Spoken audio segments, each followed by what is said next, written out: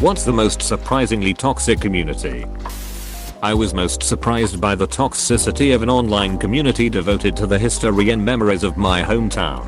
I thought it was going to be about people's reminiscences, interesting tidbits of information and old photos.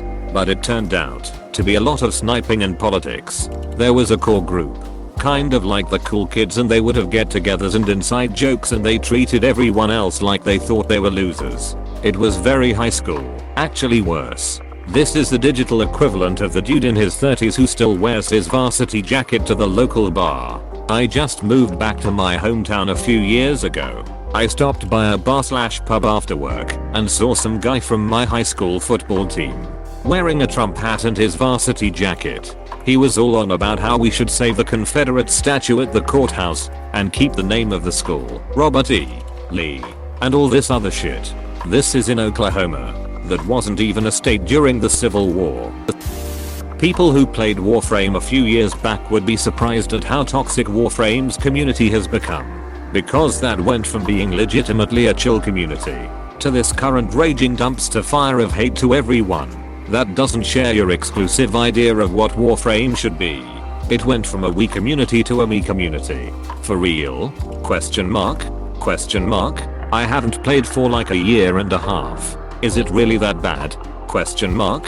What do you think shifted the community? Seems like it took a turn for the worse when the you have been banned from region chat went from meme to people full on hating the chat mods for telling them they couldn't use that word. Started a whole crusade against chat mods. Accusations of SJWs and defending SJWs. Rahetilus, I can't spell his name, went after D for not acting immediately as soon as the community got up in arms about it. Rahetilus got scolded by D for calling out D employees.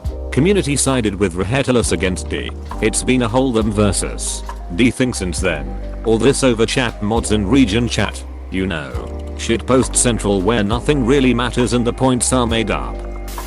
As a personal trainer and someone who basically lives in the gym, it would have to be the fitness community. While it is incredibly important to include fitness as part of your life, I see far too many people in my gym take it to illogical extremes. From drug use to using the gym as a means to avoid their families. Spending up 5 hours or more in here. There's lots of unhealthy behavior that goes on in here. I find the fitness community to be weird. I started running, and the general community is pretty supportive. You're kind of told to do whatever you think is comfortable. 1 mile. 10 miles. Who cares? Wanna do marathons? That's fine. Don't want to run any further than a 5k once a week? That's fine too. I decided to augment my running with some strength training, and suddenly I found out that if I wasn't going to the gym that caters to lifters and trying to get swole, that I was doing it all wrong. I think our problem over in strength training is that progress comes slow. Even worse, the better you get, the more the process slows down. We're all just secretly scared of the idea that our method may not be optimal and we might be leaving gains on the table. In reality, for the first few years of lifting at least, any halfway decent free online workout routine will work perfectly fine for you. Doubly so if the program contains the big 3 lifts: squat, bench, and deadlift. Surfers.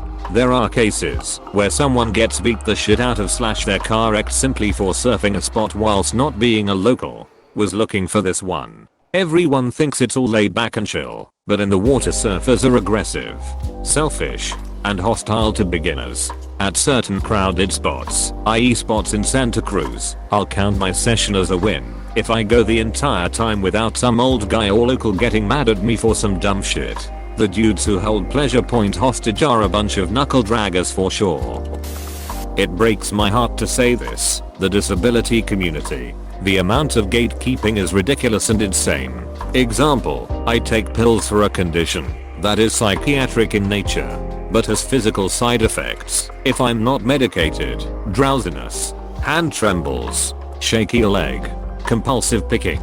I've repeatedly been told that it's not a real disability because I have it under control. Or worse yet, it's in my head. Not cool, man. Dude, I have ADHD, and I hate when people are all like, nah, it's just in your head, mate. Apostrophe. Semicolon. Like, Yes, it is all in my head. That's the ducking problem. My head doesn't ducking work. I can't get out of my own ducking head and figure my shit out. TSMH. I mean, brain cancer is just in your head as well. A for throwing away my husband's things while he was at work.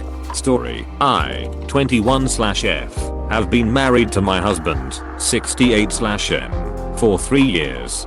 He keeps used condoms, XL, that he uses with his various affair partners, 10S/F, lying around as trophies. I asked him why he did that, and he said he enjoys it, and that I'm a dumb bitch, and that it's normal for men, to keep used condoms around. However, it makes me feel jealous and bad, so after this morning's beating KO, when he went to work, I threw them into the trash. I know that this is really immature. When he came home from work, 9/5, he wanted to go jerk off while chewing on the condoms. As always, when he found out they were gone, he semi-decapitated me. I'm writing this from the hospital ICU. I feel like he overreacted, but I know that I was probably being unreasonable as well. Alternatively, for throwing away my husband's things while he was at work. My husband keeps a box full of keepsakes of his dead first wife, and I really thought it would be helpful for him and our marriage if I tossed them all out without asking him.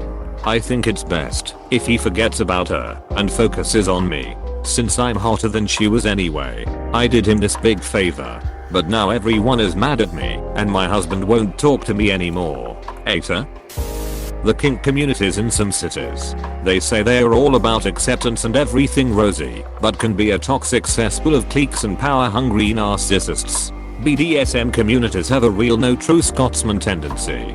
There are so many problematic doms that have no respect for consent or boundaries, but the communities are so invested in protecting their cred they harp on and on about how their community is all about consent and how their subs have all the power. I think by large they certainly talk about consent way better than average, but they really missing stare the crap out of the predators lurking there. For a game that prides itself on acceptance, friendship and love, the Undertale community is surprisingly toxic. They seem to have chilled out now. Only really expose myself to them on here though. Maybe it's not surprising, but Steven Universe community. They once bullied a kid with cancer because his make-a-wish was to watch a few Steven Universe episodes early and Dan was allowed to tweet very minor things about them. They once bullied a girl who drew a couple of overweight characters as skinny. They bullied her so bad that she attempted suicide and thankfully failed. I've never met more toxic people in my life. The art community. Some people there was very helpful and positive, but there's a vocal minority that will tear you down if you draw some characters different or even completely mock your style.